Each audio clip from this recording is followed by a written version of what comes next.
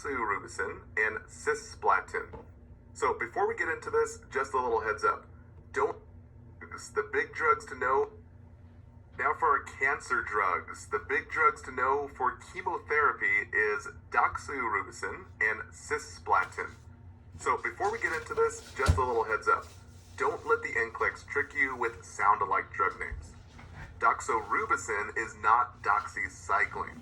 So just think the O's in doxorubicin is for chemo, for oncology clients. And doxycycline is an antibiotic that we cycle on and cycle off for infections. Okay, now that that's cleared up, let's begin here. So chemo drugs are given to slow or stop the growth of tumors by directly inhibiting the growth of cells in the body. So the good news is that tumors, which are fast-growing cells, they stop growing and the cancer dies.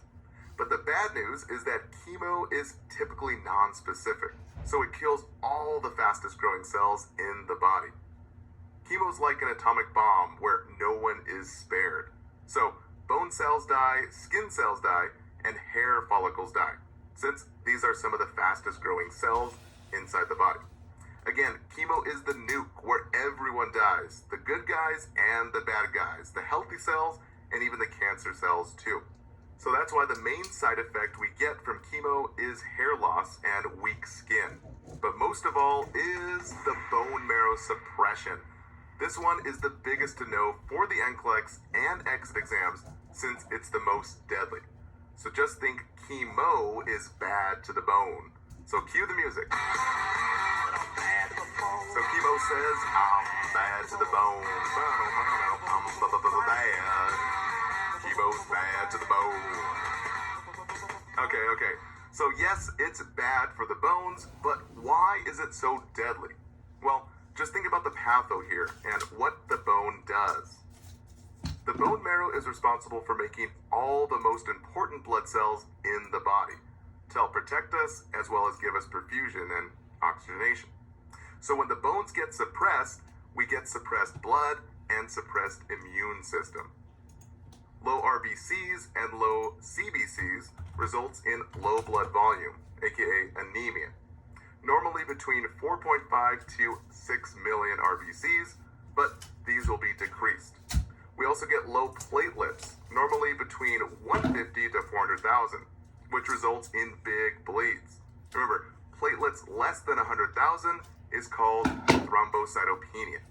So we teach patients to not use razor shaves, use electric shavers. No bearing down to poop, we use stool softeners. And no falls, we avoid rugs, and we use well-lit hallways.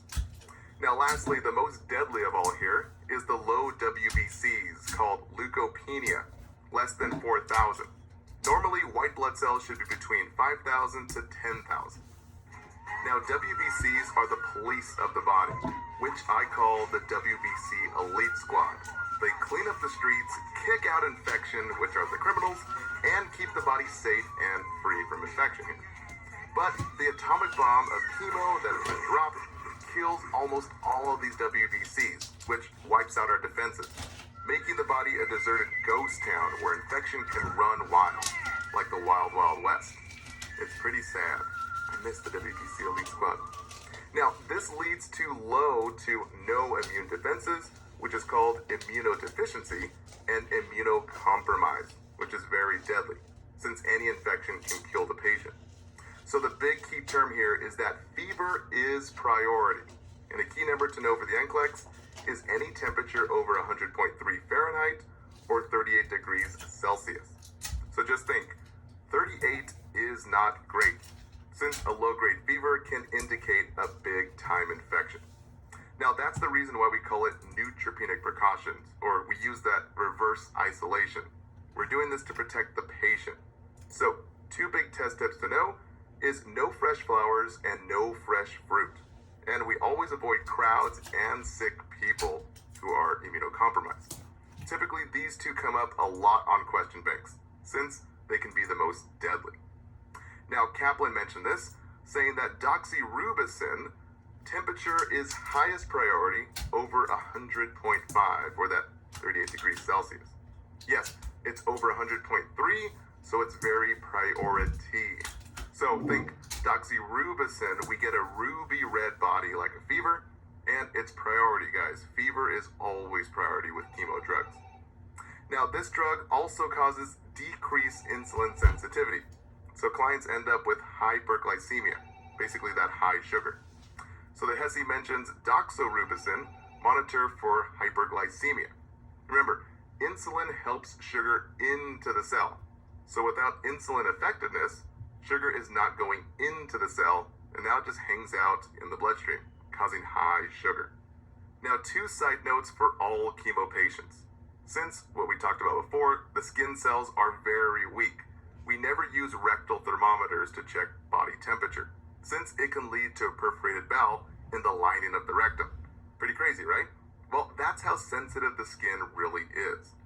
And number 2, the nausea is a common side effect. So ATI mentions a patient scenario where the patient's in chemo and the child reports nausea and vomiting. So the priority nursing action is to stop the chemo, flush the line, and administer ondansetron, which is an anti-nausea medication, brand name Zofran. Okay, now switching gears here, the main highlights for cisplatin, the other chemo drug. The key point here is renal toxicity. So write this down. We monitor urine input and output, basically the I's and O's. And for all kidney function, remember, creatinine over 1.3 means bad kidney, and BUN over 20 is really bad. And urine output, 30 mLs per hour or less, means the kidneys are in distress. So guys, you have to know these for the NCLEX. These are key numbers that are tested time and time again for renal toxicity, or normal renal function here. So the memory trick we use for cisplatin, just think pisplatin, because you can't urinate or piss with cisplatin. Now Kaplan mentions 4 criteria here for cisplatin. We give antiemetics, that nausea medication, prophylactically, or just in case. We also use a saline rinse before and after meals. We increase fluid intake for the next 3 days, and we teach the patient to manage the fatigue. Now, side note here, hydration is key for the renal, so don't let them trick you here. Good indication of hydration status include a good blood pressure, good skin turgor, adequate cap refill, less than 3 seconds, and good I's and O's. Remember the key number, over 30 mLs per hour, typically is the best indicator of renal function, other than creatinine. Now, the last 2 chemo drugs that were not mentioned by any of the question banks we surveyed, but may come up on some nursing exams. Here are the need-to-know key points. So we have cyclophosphamide, given to treat tumors and cancer by stopping protein synthesis. The big side effect, like all the other chemo drugs, was the bone marrow suppression. So we get anemia, that low blood, neutropenia, those low white blood cells, and thrombocytopenia, those low platelets. So naturally, like all chemo drugs, we have a big risk for infection and huge risk for bleeding. So the key point here is be careful with the sound-alike drug names. Cyclophosphamide is not cyclobenzaprine, which is a muscle relaxer, and it's not cyclosporin, which is immunosuppressant. So just think cyclophosphamide, the bones have died with cyclophosphamide. And phospha in the drug name kind of sounds like phosphate to remind you that it makes bones weak. And cyclobenzaprine, think cyclobac. It's a muscle relaxer given for the back. And cyclosporin, just think cyclosporin. It spares organ from rejection after an organ transplant. So just focus on this and you'll be okay for your exam and not get tricked. Now the last chemotherapy drug is vincristine, also given to treat tumors and cancer by stopping cell division during mitosis. So you're probably saying, yeah, we know how chemotherapy drugs work, but here's the key point. It's the only chemo drug that does not cause bone marrow suppression. So it's not bad to the bone. It's actually kind to the bone, and it doesn't beat it up. So it loves the bone, specifically the bone marrow. So you're probably saying, say what? So yeah, that's right, ladies and gentlemen, boys and girls. We have no anemia, no neutropenia, and no thrombocytopenia. Basically means that we don't have a weak immune system, and there's no risk for bleeds. So the memory trick we say is, I call Vincristine a very cool Christian, just a nice, gentle, saintly soul that follows the golden rule. Basically, it's kind to others. Someone who's kind to the bone. So just think, Vincristine is a very cool Christian. Or you can think Vincristine is like Vin Diesel from Fast and the Furious. Because it's a cool drug, man. It's like one of a kind. It's really tough, but then again, it's really nice too. Now, the main side effect that wasn't tested on directly was neuropathy, that nerve damage that causes weakness, numbness, and pain, typically in the hands and feet. But again, it wasn't tested directly, so probably not a need to know.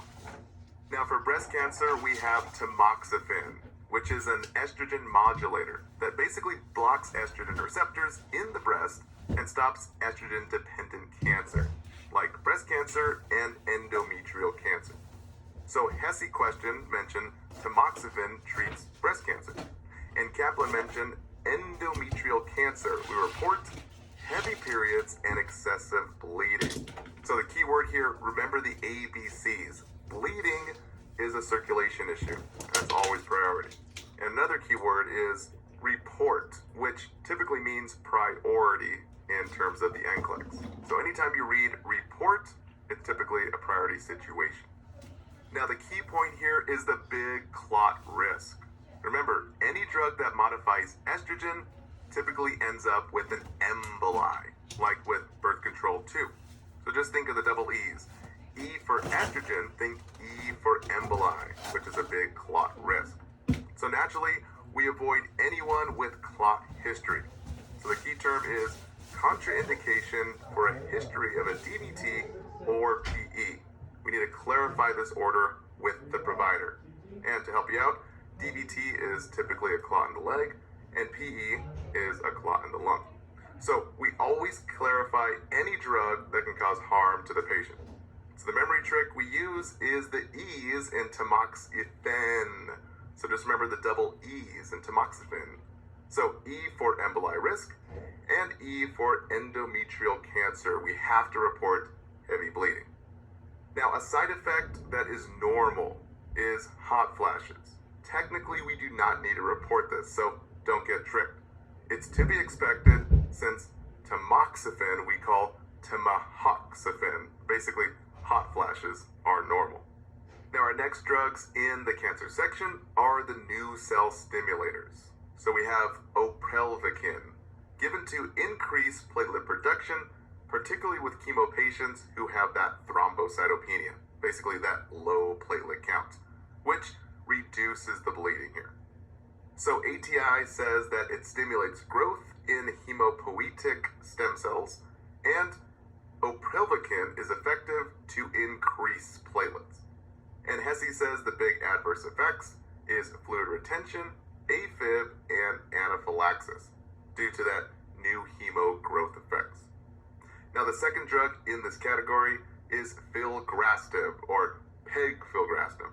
Now, this one is the one to know. So, filgrastim is the brand name Neupogen, which you've probably given in your clinicals. Now, these aren't mentioned by the ATI, Hesse, or Kaplan, but it may show up on your nursing exam. So, we give these to stimulate those WBCs, or neutrophil production. And the expected outcome here is increased neutrophil count. Now, don't let the NCLEX trick you. There is no effect on hemoglobin. That is erythropoietin and not filgrastim. The next drug we have is interferon, which is a type of immunotherapy given to stimulate the body's immune system, basically to detect and kill cancer cells as well as viral infections. But the bad part here is that it gives flu-like symptoms. So we call interferon interfluon.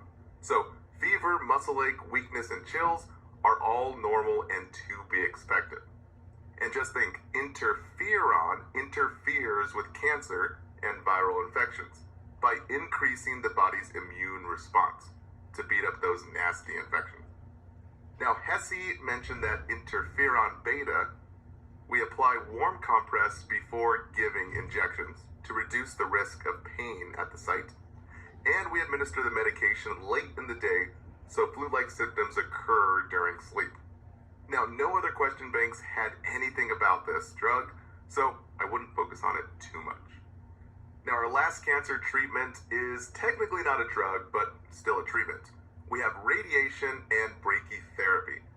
Typically, radiation is given outside the body with big, huge X-ray looking machines, and usually used in combination with chemotherapy to help shrink down those cancerous tumors before they're taken out with surgery.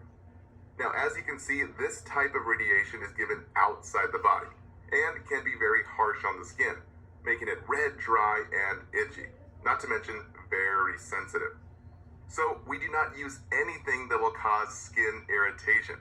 So no lotions, creams, perfumes, powders, or even makeup cosmetics. Definitely no tape or deodorants, and definitely not shaving. So just remember, be soothing to the skin and not harsh. Now, ATI mentions this, giving a client with cancer undergoing radiation therapy, stating, "I will use my hands rather than a washcloth to clean the radiation area." So yes, never harsh on the skin. We're using the hands instead of that washcloth. Now, switching gears to brachytherapy, which is a different type of radiation in that it goes inside the body, which makes it very dangerous. So, a radioactive implant is placed directly inside the tumor for about 24 to 72 hours, making this patient like a radioactive hazard. So, typically it's used with two most common types of cancer, mentioned by multiple question banks. So write these down. Endometrial cancer and cervical cancer. Those are the two to know. Now, the nursing interventions, this is where all the test questions come from. So remember, radiation is really bad since it's super toxic to the patient and anyone in close contact. So on the NCLEX, the number one goal here is safety. So anyone with an implanted radiation, keyword, it's really bad. We need to limit time, distance, and we need to shield the body. So the big key points to write down for time here. We need a cluster care 30 minutes per shift. So typically we rotate the staff. And staff is to wear a radiation film badge called a dosimeter, a small little device that monitors the radiation exposure. Now for distance, we teach all visitors to be at least 6 feet away. No pregnant company, basically any pregnant family members or anyone coming to visit, and no one less than 18 years old, and a private room and private toilet. Next, we always close the door to the room at all times, and we place a sign on the door that says "Caution, radioactive." Now lastly, shielding. We always use, this key term here, a lead apron when in direct contact with the patient. So watch those keywords there. Only during direct contact or direct patient care. Now lastly, a nice to know. We teach patients not to get up if they have the implant inside the cervical area, since the implant could fall out. So we teach patients not to touch. So no touchy the radiation-y. Always use a long-handled object and place inside a lead container. So guys, big risk for toxicity. So just think again, radiation is really bad. Now for the top 2 missed questions for cancer pharmacology. Question number 1. When preparing to administer tamoxifen to a patient with breast cancer, the nurse is most concerned by which patient report? So this question is asking for the most concerning, for the key problem, administering tamoxifen. So typically when you hear the word most concerning, just think who dies first, or what's the worst case scenario? And we're always thinking ABCs, airway, breathing, and circulation. Okay, so before looking at the options, think of the 2 things you know about tamoxifen. So the double E's, E for emboli risk, which means a clot risk, and E for endometrial cancer. We report heavy bleeding. 2 big circulation issues for our ABCs. Option number 1. I have been experiencing really heavy menstrual cycles recently. So we have to choose this as correct. Guys, even if you don't know what this medication does, this technically says heavy menstrual cycles. so we just think ABCs. In this case, circulation means bleeding. Now option 2, my hot flashes seem to be decreasing in frequency. So this is incorrect.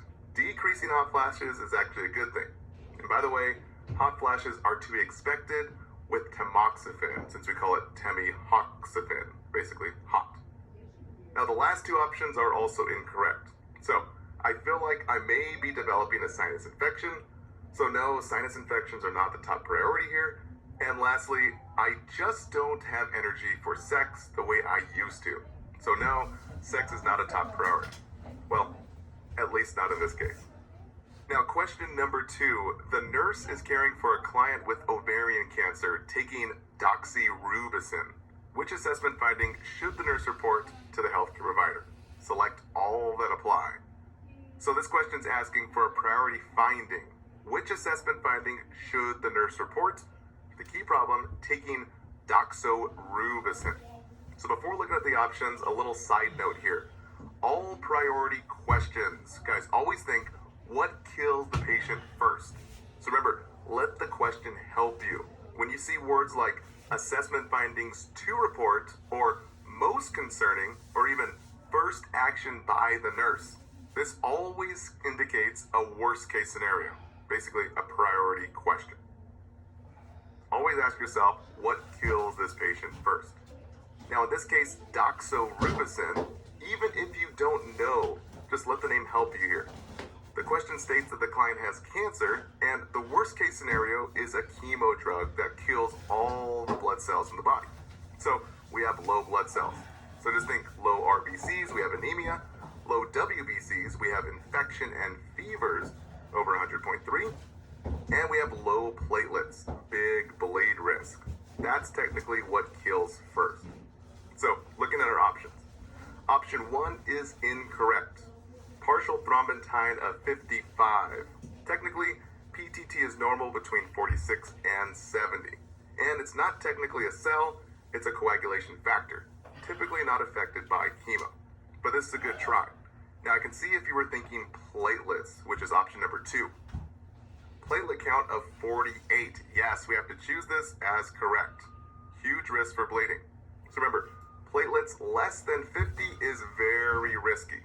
Big bleed risk, because normally it's 150 to 400,000. Now option 3, red blood cell count of 5 million. This is normal since 4.5 to 6 is the correct range for RBCs. Now the last two options are both correct. A temperature of 100.7 or 38.2 Celsius.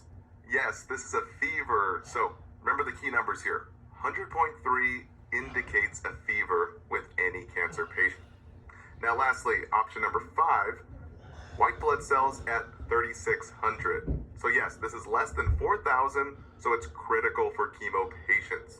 Normally, to 10,000 for the NCLEX is normal. All right, guys, that wraps it up for this segment. Don't forget to take your quiz.